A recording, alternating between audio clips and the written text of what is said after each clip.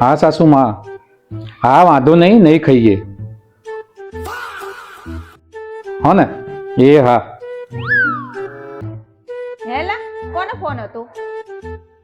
તારી મમ્મીનો ફોન હતો. अच्छा હે તે શું કહેતા હતા? હવે એમ કહેતા હતા કે જે બાજરીનો લોટ મોકલ્યો છે ને એ ખાતા નહીં, એ બગડેલો છે. હે તે તમે શું કીધું પછી? હવે સાસુમાં તમારે ત્યાંથી દરેક આઈટમ આવેલી છે બધી ખરાબ જ નીકળી છે આજ સુધીમાં, કઈ સારું નીકળ્યું નહીં. હવે બંધ થાવ ને, તમને કોઈ બગડેલી ના આપો. હવે તું તારું કામ કરને કરતી હોય. શું કામ કરું?